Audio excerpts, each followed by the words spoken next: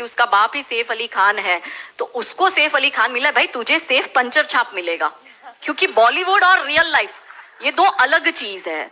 पर हमारी बेटियां ये समझती नहीं। तो 13-14 साल की बच्ची के दिमाग में ये कि अगर प्यार करना है तो मुसलमान से करो, मैं इतिहास में छप जाऊंगी, मेरी तो लव स्टोरी बन जाएगी। फिर वो अलग बात है, वो 35 टुकड़ों में आती है।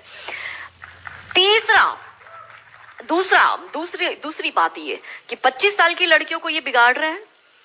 25 से 35 साल की शादीशुदा महिलाओं को बिगाड़ने का काम एकता कपूर जैसी महिलाएं अपनी टीवी सीरियल के माध्यम से करती है।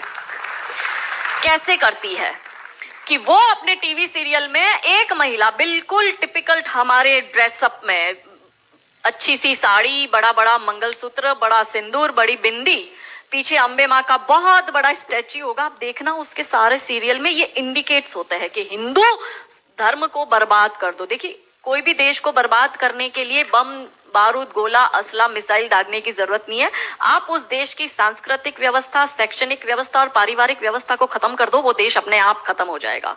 यही षड्यंत्र चल रहा है। तो इस देश में महिलाओं और बेटियों के दिमाग को खराब कर दो, क्योंकि हम परिवार व्यवस्था में समझते हैं तो जो बेटी हमारी आज हमारे घर की बेटी है वो किसी के घर की बहू बनेगी और वो दो परिवारों को जोड़ती है, तो उन परिवारों को बर्बाद करने का षड्यंत्र चल रहा है। तो होता क्या है, दिखाएंगे क्या सीरियल में?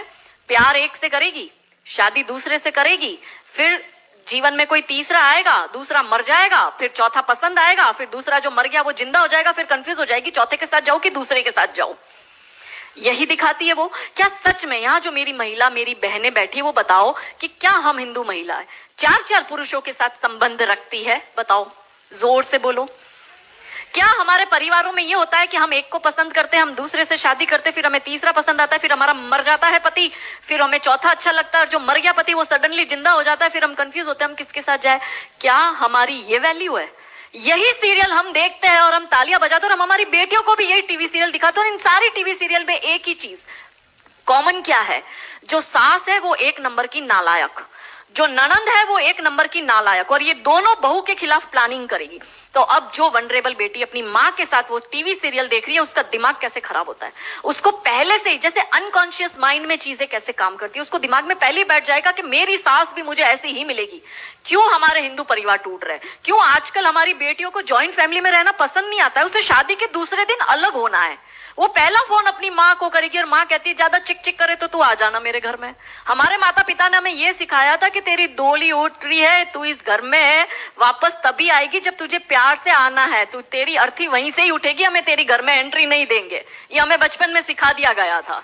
इसलिए आज भी हम जॉइंट फैमिली में रहते हैं, हम ससुराल में रहते हैं। भारतीय सांस्कृतिक व्यवस्था, पारिवारिक व्यवस्था को हमने बनाए रखा है। फिर एकता कपूर क्या करेगी? अनुपमा जैसी सीरियल में, ये एक ऐसी सीरियल है इसमें इतने ब्रेकअप और इतने डिवोर्स दिखा दिए कि इतने तो मुझे लगता है यहाँ जितनी मेरी बहनें और जितने मेरे भाई बैठे, इनके जान पहचान परिवार पूरे खानदान में नहीं हुए होंगे, इतने उस एक सीरियल में दिखाए।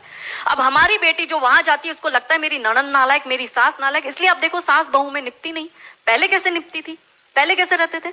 और तीसरा जो मैंने कहा OTT, 35 से 45 वर्ष तक की महिला जो कि वर्किंग विमेन है, जो जॉब करती है, उस महिला को कैसे दिमाग खराब करना है फेमिनिज्म के नाम पर। यदि आप नौकरी कर रही है तो आपको परिवार नहीं चाहिए, आपको पति नहीं चाहिए, आपको सास ससुर नहीं चाहिए, वो सब आपके पैर की जूती, क्योंकि आप वर्किंग विमेन है, आप नौकरी कर रही है। और एक हाथ में दारू का ग्लास, दूसरे हाथ से सिगरेट फूको, अंग्रेजी में बड़ी बड़ी गालियां बको और आप अपने आप को फेमिनिस्ट कहो। क्या ये फेमिनिज्म है?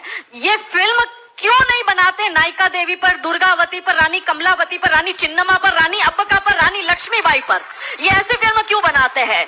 ये बनाए रानी नायिका देवी पर फिल्म के जिसने मोहम्मद गौरी को नपुंसक बनाकर गुजरात से मार के भगाया था और वो 13 साल तक वापस भारत में नहीं आया था। ये इसलिए नहीं बनाएंगे क्योंकि भारत की बेटी को करीना खान बनाकर उसकी कोख से तैमूर और जहांगीर पैदा करवाने हैं। बहुत बढ़िया, बहुत बढ़िया। ये नहीं चाहते कि हमारे देश की बेटी दुर्गा